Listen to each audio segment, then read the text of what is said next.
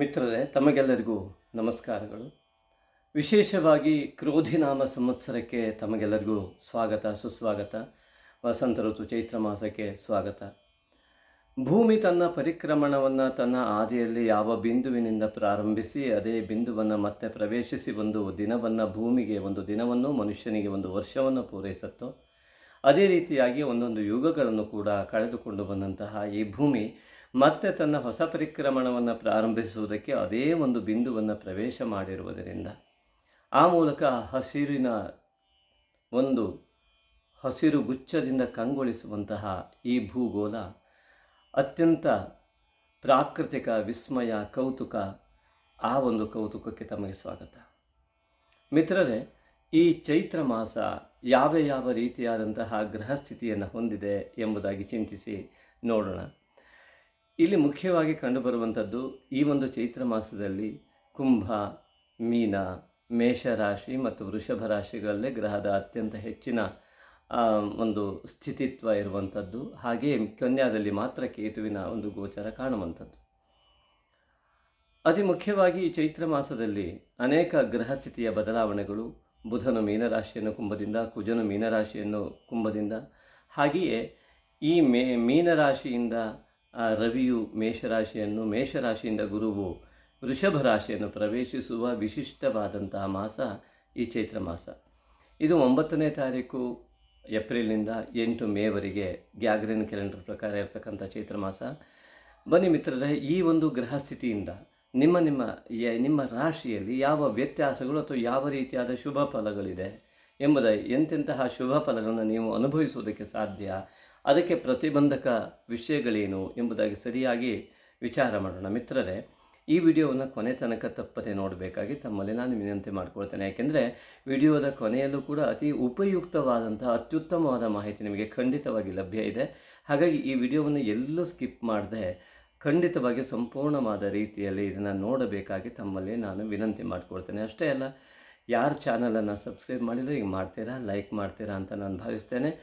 ಏಕೆಂದರೆ ಈ ಒಂದು ನಿರಂತರವಾದಂತಹ ನಮ್ಮ ಪ್ರಯತ್ನಕ್ಕೆ ನಿಮ್ಮ ಒಂದು ಸಪೋರ್ಟ್, ಅತ್ಯುತ್ತಮವಾದ ಸಾಮಾಜಿಕ ಕಾಳಜಿಯನ್ನು ಹೊಂದಿ ಮಾಡ್ತಾ ಇರ್ತಕ್ಕಂತಹ ಈ ಒಂದು ವಿಡಿಯೋಗಳು ನಿಮ್ಮ ಜೀವನದಲ್ಲಿ ಒಳ್ಳೆಯ ಬೆಳಕನ್ನು ಮೂಡಿಸಲಿ ಎಂಬುವಂಥ ಆಶಯದೊಂದಿಗೆ ಮಾಡುವಂಥ ಈ ವಿಡಿಯೋಗಳು.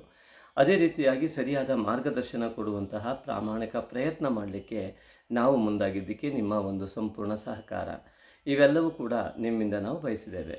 ಮಿತ್ರರೇ, ನಿಮಗೆ ಎಲ್ಲ ರೀತಿಯಿಂದ ಒಳ್ಳೆಯದಾಗಲಿ ಎಂಬುವಂತಹ ಒಂದು ನಾವು ನಂಬಿದ ಭಗವಂತನಲ್ಲಿ ನಾವು ಪ್ರಾರ್ಥಿಸುತ್ತಾ, ನೀವೆಲ್ಲಿದ್ದೀರೋ, ಎಲ್ಲಿ ಹೇಗಿದ್ದೀರೋ, ಯಾರೋ ಏನೋ ಗೊತ್ತಿಲ್ಲದಿದ್ದರೂ ಕೂಡ ನಿಮಗೆ ಅತ್ಯುತ್ತಮವಾದ ಫಲ ಸಿಗಲಿ ಎನ್ನುವಂಥ ನಮ್ಮ ಆರ್ಷ ಪರಂಪರೆಯ ಲೋಕ ಸಮಸ್ತ ಸುಖಿನೋ ಭವಂತು ಎನ್ನುವ ಧ್ಯೇಯ ವಾಕ್ಯದೊಂದಿಗೆ ನಾವು ಈ ಒಂದು ವಿಡಿಯೋವನ್ನು ಪ್ರಾರಂಭ ಮಾಡ್ತಾ ಇದ್ದೇವೆ. ಹಾಗಾಗಿ ಇದನ್ನು ಅನೇಕರಿಗೆ ಶೇರ್ ಮಾಡುವ ಮೂಲಕವಾಗಿ ಒಳ್ಳೆಯ ಮಾಹಿತಿಯನ್ನು ರವಾನೆ ಮಾಡುವ ಒಂದು ಪುಣ್ಯಾಂಶ ಸಂಭೂತರಾಗಿ ನೀವು ನಮಗೂ ಕೂಡ ಸಹಕಾರವನ್ನು ನೀಡ್ತೀರಾ ಎಂದು ಭಾವಿಸ್ತೇವೆ. ಮಿತ್ರರೇ, ನೋಡೋಣ ಈ ಒಂದು ಚೈತ್ರ ಮಾಸದಲ್ಲಿ ನಿಮ್ಮ ರಾಶಿಯ ಫಲ ಹೇಗಿದೆ ಎಂಬುದಾಗಿ ನೋಡೋಣ. ಮಿತ್ರರೇ, ಬನ್ನಿ. ಧನುರಾಶಿಯ ಅಧಿಪತಿಯಾದಂತಹ ಗುರು ಪಂಚಮದಿಂದ 6ನೆಯ ಮನೆಗೆ ಪ್ರವೇಶ ಮಾಡ್ತಾ ಇರುವಂತಹ ಚೈತ್ರ ಮಾಸ. ವಿಶೇಷವಾಗಿ ಈ ಒಂದು ವಿಚಾರವನ್ನು ಸ್ವಲ್ಪ ಗಂಭೀರವಾಗಿ ತೆಗೆದುಕೊಳ್ಳುವುದು ಒಳ್ಳೆಯದು. ಧನುರಾಶಿಯವರು, ರಾಶಿಯಾಧಿಪತಿ ಅಂತ ಗುರುವೇ ಅತ್ಯಂತ ನಿಮ್ಮ ವೈಯಕ್ತಿಕವಾದಂತಹ ಪ್ರತಿಭೆಗೆ, ನಿಮ್ಮ ವೈಯಕ್ತಿಕವಾದ ಬುದ್ಧಿವಂತಿಕೆಗೆ, ವೈಯಕ್ತಿಕವಾದ ಉತ್ತಮ ಯೋಗಕ್ಕೆ ಕಾರಕನಾಗಿದ್ದು 6ನೇ ಮನೆಯಲ್ಲಿ ಹೋಗುವುದರಿಂದಾಗಿ ನಿಮ್ಮ ಮಾತೆ ನಿಮಗೆ ಶತ್ರುವಾಗಿ ಪರಿಣಮಿಸುವ ಎಲ್ಲ ಲಕ್ಷಣಗಳಿರುವುದರಿಂದ ನಿಮ್ಮ ಮಾತಿನ ಬಗ್ಗೆ ಎಚ್ಚರಿಕೆ ಅತ್ಯಂತ ಅಗತ್ಯ ಮಿತ್ರರೇ. ಹಾಗಾಗಿ ಈ ಧನುರಾಶಿ ಸಂಜಾತರು ನಿತ್ಯ ತಾಯಿ ತಂದೆಯನ್ನು ನಮಸ್ಕಾರ ಮಾಡ್ತಾ, ಗುರು ಗಣಪತಿ ಕುಲದೇವರ ಆರಾಧನೆಯನ್ನು ಮಾಡ್ತಾ, ಗುರು ಹಿರಿಯರ ಮಾರ್ಗದರ್ಶನದೊಂದಿಗೆ ಇದ್ದಾಗ ನಿರಂತರ ನೀವು ಉತ್ತಮವಾದಂತಹ ಚಿಂತನೆಯನ್ನು ಹೊಂದಿ, ಉತ್ತಮವಾದಂತಹ ಆ ಒಂದು ನಿಮ್ಮ ಮಾತುಗಳು, ಸಂಸ್ಕಾರಯುಕ್ತವಾದಂತಹ ಮನಸ್ಥಿತಿ ಎಲ್ಲವೂ ಕೂಡ ಇದ್ದಾಗ ಈ ಗುರುವಿನ 6ನೇ ಮನೆಯ ದೋಷಗಳು ದೂರವಾಗ್ತದೆ. ಆದರೂ ಕೂಡ ನಿಮ್ಮನ್ನು ವಿನಾಕಾರಣ ಶತ್ರುತ್ವದಿಂದ ಮಾಟಮಂತ್ರಾದಿ ಯೋಗಗಳು ಉಂಟಾಗುವಂತಹ ಲಕ್ಷಣಗಳು ಅನ್ಯರಿಂದ ಕಂಡುಬರುವಂತಹ ಸಾಧ್ಯತೆಗಳು ಈ ಚೈತ್ರ ಮಾಸ ಮತ್ತು ಈ ಕ್ರೋಧಿನಾಮ ಸಂವತ್ಸರದಲ್ಲಿ ಕಂಡುಬರ್ತದೆ.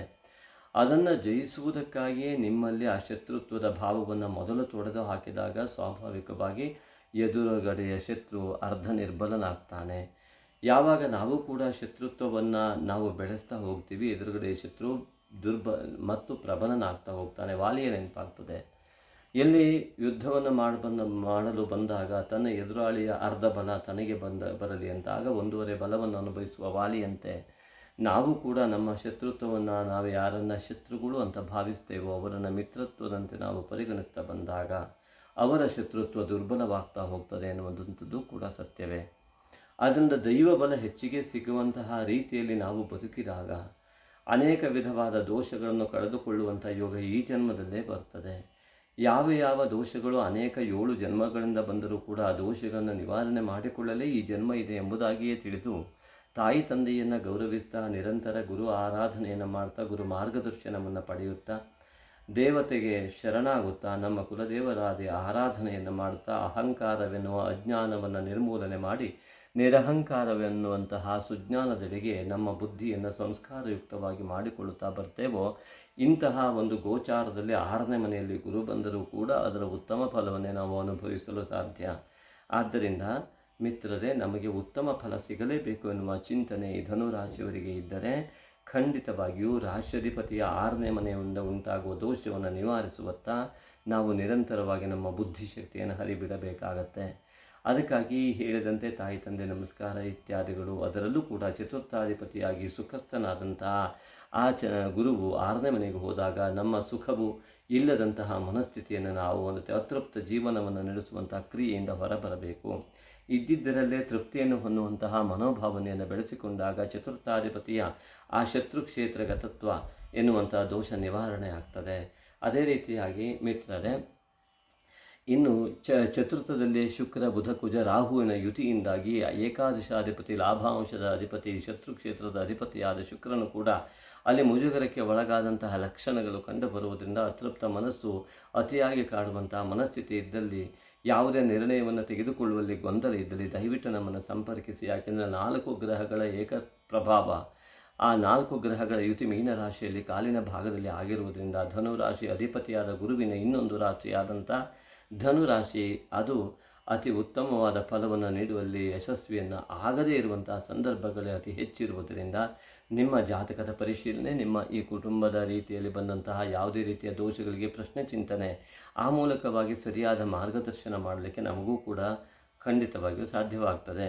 ಯಾವ ರೀತಿಯ ಕ್ರಿಯೆಯಿಂದ ಈ ಒಂದು ದೋಷವನ್ನು ನಿವಾರಣೆ ಮಾಡಿಕೊಳ್ಬೋದು ಮತ್ತು ನಿಮ್ಮ ಜಾತಕದಲ್ಲಿ ಯಾವ್ಯಾವ ಗ್ರಹಗಳು ಇದ್ದಿದ್ದರಿಂದ ಯಾವ್ಯಾವ ಮನೆಯಲ್ಲಿದ್ದರೆ ಯಾವ ರೀತಿಯ ಕ್ರಿಯೆಗೆ ನೀವು ತೊಡಗಿದ್ದೀರಾ, ಅದೇ ರೀತಿಯಾಗಿ ಯಾವ ಕರ್ಮಕ್ಕೆ ಯುಕ್ತವಾದ ಪಾಪಕ್ರಿಯೆಗಳು ಯಾವುದು ನಡೀಲಿಕ್ಕೆ ನಿಮ್ಮ ಜಾತಕಕ್ಕೆ ಸಾಧ್ಯ, ಅದನ್ನು ಹೇಗೆ ದೂರವನ್ನು ಅತಿ ಸುಲಭವಾಗಿ ಮಾಡಿಕೊಳ್ಬಹುದು, ಯಾವ ವಿಧಾನದಿಂದ ಮಾಡಿಕೊಳ್ಬಹುದು ಎಂಬುದಕ್ಕಾಗಿ ನೀವು ನಮ್ಮನ್ನು ಸಂಪರ್ಕಿಸಲಿಕ್ಕೆ ಸಾಧ್ಯತೆ ಇದೆ. ಆದರೆ ಅನೇಕರು ನಮ್ಮ ಈ ಮಾತುಗಳನ್ನು ದುರುಪಯೋಗಪಡಿಸಿಕೊಂಡು ಏನೋ ದೊಡ್ಡ ರೀತಿಯಲ್ಲಿ ನಮಗೆ ದೂರವಾಣಿಯನ್ನು ಖಂಡಿತ ಮಾಡಬೇಡಿ. ನಿಮ್ಮ ನಿಜವಾದ ಉನ್ನತಿಯ ಚಿಂತನೆ ನಿಮಗಿದ್ದರೆ ಮಾತ್ರ ನಮ್ಮನ್ನು ಸಂಪರ್ಕ ಮಾಡಲಿಕ್ಕೆ ಬನ್ನಿ ಹೊರತು ಅನೇಕ ವಿಧವಾದಂಥ ದುರುದ್ದೇಶವನ್ನು ಇಟ್ಟುಕೊಂಡು ಖಂಡಿತ ಬೇಡ. ಯಾಕೆಂದರೆ ನಮ್ಮ ಅನುಭವದಲ್ಲಿದೆ, ಹಾಗೆ ಹೇಳ್ತಾ ಇದ್ದೀವಿ ಅಷ್ಟೇ. ಹಾಗಾಗಿ ನಮಗೇನು ಅನುಭವ ಆಗಿದೆ ಅನ್ನೋದು ಬೇಡ. ನಿಮ್ಮ ಸಂಸ್ಕಾರಗಳು ಯಾವ ರೀತಿಯಿಂದ ನೀವು ಬಳಸ್ಕೋತಾ ಇದ್ದೀರಾ, ಆತ್ಮನಿರ್ಭರ ಭಾರತಂ, ನಿಮ್ಮ ಆತ್ಮಬಲವನ್ನು ಹೆಚ್ಚಿಸಿಕೊಳ್ಳತಕ್ಕಂತಹ ಚಿಂತನೆಯಲ್ಲಿ ನೀವಿದ್ದರೆ ಖಂಡಿತವಾಗಿ ನಮ್ಮನ್ನು ಸಂಪರ್ಕ ಮಾಡಿ. ಅದೇ ರೀತಿಯಾಗಿ ಅತಿ ಸುಲಭವಾಗಿ ಯಾವ ರೀತಿಯಿಂದಾಗಿ ಯಾವ ದೋಷಗಳು ಮನುಷ್ಯನಿಗೆ ಬಂದಿರುತ್ತವೆ, ಅದನ್ನು ಯಾವ ಸಮಯದಲ್ಲಿ ಬರ್ತದೆ, ಅದು ಹೇಗೆ ನಾವು ದೂರ ಮಾಡ್ಕೊಳ್ಬೋದು. ಉದಾಹರಣೆ, ದೇಹದಲ್ಲಿ ಅನಾರೋಗ್ಯ ಸ್ವಾಭಾವಿಕ. ಒಂದೊಂದು ಸಮಯದಲ್ಲಿ ಒಂದೊಂದು ರೀತಿಯ ಅನಾರೋಗ್ಯ ಉಂಟಾಗುತ್ತೆ. ಜಾತಕದ ಮೂಲಕ ಖಂಡಿತವಾಗಿಯೂ ಕೂಡ ಅದನ್ನು ಸ್ಪಷ್ಟವಾಗಿ ಇಂಥ ಸಮಯದಲ್ಲಿ ನಿಮಗೆ ಇಂತಹ ದೇಹದ ಭಾಗದಲ್ಲಿ ತೊಂದರೆ ಉಂಟಾಗ್ತದೆ ಎನ್ನುವುದಾಗಿ ಪೂರ್ವಭಾವಿಯಾಗಿ ನಾವು ಖಂಡಿತ ಸೂಚಿಸ್ಬೋದು. ಅದರ ಮೂಲಕವಾಗಿ ನೀವು ಜಾಗೃತರಾಗ್ಬೋದು. ಅದಕ್ಕೆ ಪರಿಹಾರ ದೈವಬಲ. ಯಾವ ರೀತಿಯಾಗಿ ನೀವು ಯಾವ ಕ್ರಿಯೆಯನ್ನು ನಿರಂತರ ನೀವು ಮಾಡ್ತಾ ಬಂದರೆ ಅದು ಉತ್ತಮವಾದ ಫಲ ಸಿಗೋದಕ್ಕೆ ನಿಮಗೆ ಸಾಧ್ಯ ಇದೆ. ನಿಮ್ಮ ಜಾತಕಕ್ಕೆ ಅದು ಯಾವ ರೀತಿಯಾಗಿ ಸಹಕಾರ ಆಗಬಲ್ಲದು ಎನ್ನುವುದನ್ನು ನಿಮ್ಮ ಜಾತಕಕ್ಕೆ ಅನುಗುಣವಾಗಿ ಹೇಳಬೇಕಾಗ್ತದೆ ಮಿತ್ರರೇ. ಹಾಗಾಗಿ ನಿಮ್ಮ ಜಾತಕದ ಪರಿಶೀಲನೆ, ಅದನ್ನು ಮೀರಿದಂಥ ಫಲಗಳನ್ನು ನೀಡ್ತಾ ಇದ್ದರೆ ಪ್ರಶ್ನೆ ಚಿಂತನೆ ಅಗತ್ಯವಿರುತ್ತದೆ. ಇನ್ನು ಸಪ್ತಮ ವಿವಾಹಾದಿ ವಿಚಾರಗಳಲ್ಲಿ ಕೂಡ ಉತ್ತಮವಾದ ಫಲಗಳಿದ್ದರೂ ಕೂಡ ರಾಹುವಿನ ಜೊತೆ ಬುಧನ ಯುತಿಯಿಂದ ಈ ಚೈತ್ರ ಮಾಸದಲ್ಲಿ ಜಾತಕ ಪರಿಶೀಲನೆ ಇಲ್ಲದೆ ಯಾವುದೇ ರೀತಿಯಾದಂತಹ ವಿವಾಹದ ಚಿಂತನೆ ಬೇಡ ಎಂಬುದಾಗಿ ನಮ್ಮ ಕಂಡು ಬರ್ತದೆ. ಬಹಳ ಎಚ್ಚರಿಕೆಯಿಂದ ನೀವು ವಿವಾಹ ಚಿಂತನೆಯನ್ನು ಮಾಡಬೇಕಾಗ್ಬೋದು.